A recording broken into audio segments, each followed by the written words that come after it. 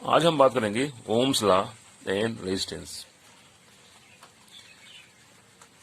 इसको हम पहले सीधे सीधे डिफाइन करते हैं। मान लिया एक कंडक्टर है। इस कंडक्टर को हम अगर एक बैटरी से जोड़ें और इसका जो पोटेंशियल डिफरेंस है मान लिया V है और इसमें जो करंट फ्लो कर रही है इस कंडक्टर में दैट इज I। तो इसको बहुत पहले से इस पर बहुत सारे एक्सपेरिमेंट चलते रहे। तो इसमें कुछ कंक्लूजन्स आगे आए एक्सपेरिमेंट के बाद में। एक वैज्ञानिक मिस्टर ओम, उन्होंने बहुत सारे एक्सपेरिमेंट्स के बाद में उन्होंने ये देखा कि जो इलेक्ट्रिक करंट है वो वोल्टेज पर डिपेंड करती है। अगर हम वोल्टेज या पोटेंशियल डिफरेंस अगर हम बढ़ाएं तब करंट बढ़ती है, अगर घटाएं तो करंट घटती है। इसका मतलब कि I यानी current is directly proportional to the applied voltage. या हम ऐसा भी कर सकते हैं कि V is proportional to I।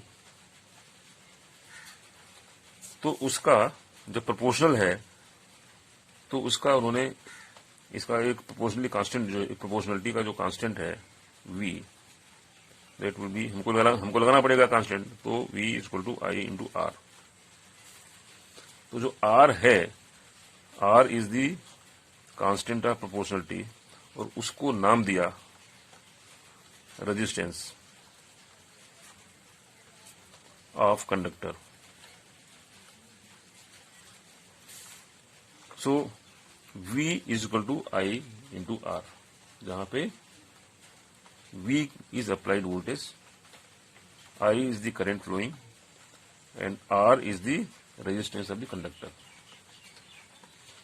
इसमें यह भी पाया गया कि जो R की वैल्यू है, value of R, it depends upon the length of the conductor, shape of the conductor and also the nature of the material of the conductor।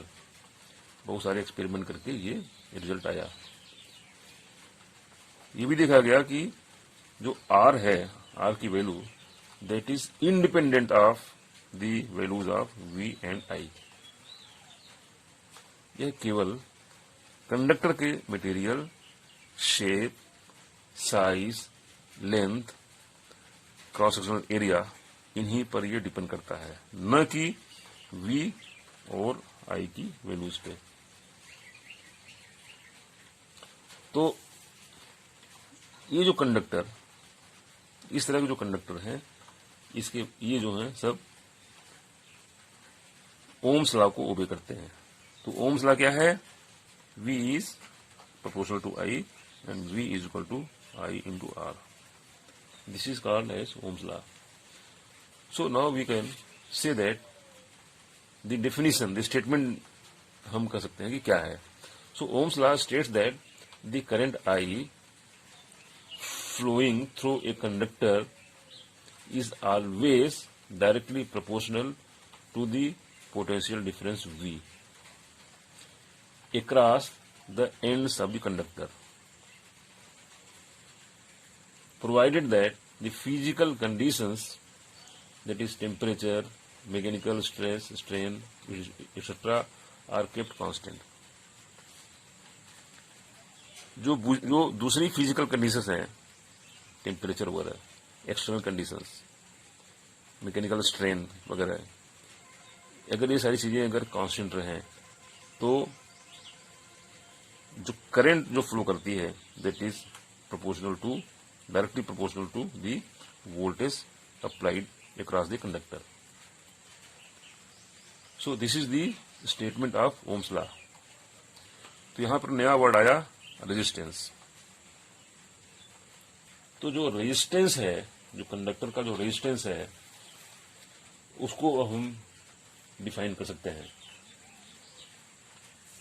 Resistance is defined as the ratio of potential difference applied across the ends of the conductor to the current flowing through it.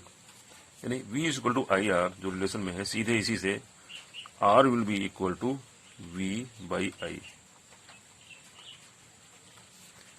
The resistance is the ratio of the voltage applied by the current.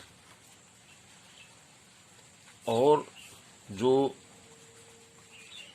Resistance है इसकी unit है, it is ohm. इसकी जो SI unit है, SI unit of resistance is ohm. इसको इस तरह से हम एक्सप्रेस करते हैं. ठीक है. So 1 ohm that is equal to 1 volt by 1 ampere. So इसकी जो यूनिट है that is volt per ampere, you can say. So अब इस तरह से 1 ओम रेजिस्टेंस को हम डिफाइन भी कर सकते हैं. 1 ohm equal to 1 volt by 1 ampere.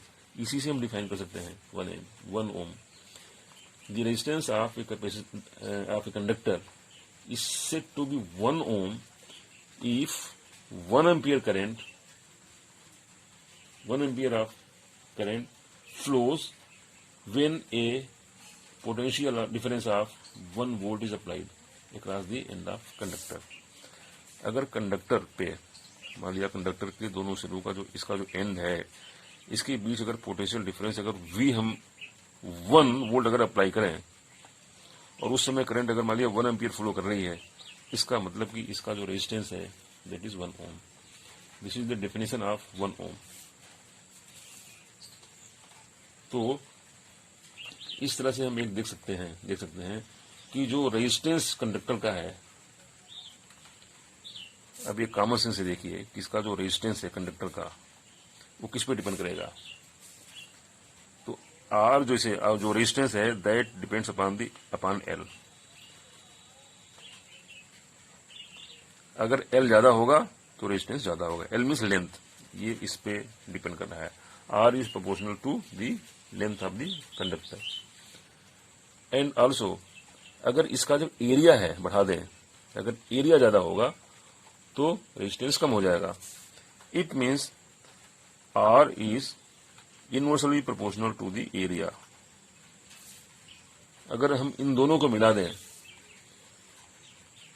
Then R is proportional to L by A. अब यहां जो प्रोपोर्शनलिटी कांस्टेंट है तो उसको हम बोलेंगे R is equal to rho L by A. ये जो एक्सप्रेशन है इसमें जो रो है दैट इज ए कांस्टेंट और उसको हम बोलते हैं resistivity of the conductor, resistivity of the material of the conductor. तो ये रेजिस्टिविटी हो गई. तो आर किस पे डिपेंड करता है, एल पर और ए पर.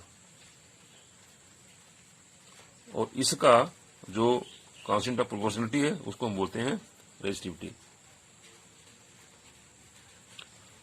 तो ये रहा एक्सप्रेशन रेजिस्टेंस का.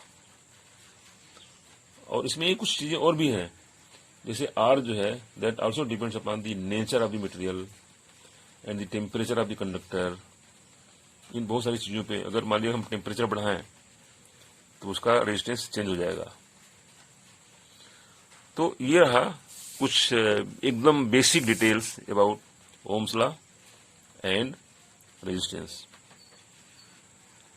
बहुत छोटा टॉपिक था. ओम्स लॉ सीधे सीधे हम कह सकते हैं current is proportional to the voltage applied across the conductor. V is equal to IR. This is the Ohm's law. और जो रेजिस्टेंस है, जहां पे आर रेजिस्टेंस है और रेजिस्टेंस का एक्सप्रेशन है resistance is equal to rho L by A. तो इन दो एक्सप्रेशन के बारे में हमने बात किया। अब इसके बारे में कुछ न्यूमेरिकल और डीप में इसका, क्योंकि देखिए ये बहुत ही बेसिक एक्सप्रेशंस हैं, these are the very very basics. अभी इसमें जो डीप में जो डिस्कशंस होने हैं about resistance, about current, all that, वो भी आगे के वीडियोज में आने हैं। तो आज के वीडियो केवल इतना ही। आगे हम इसी पर और आगे बात करेंगे कि कैसे जो करंट है और पैरामीटर्स पे डिपेंड करती है। Thank you.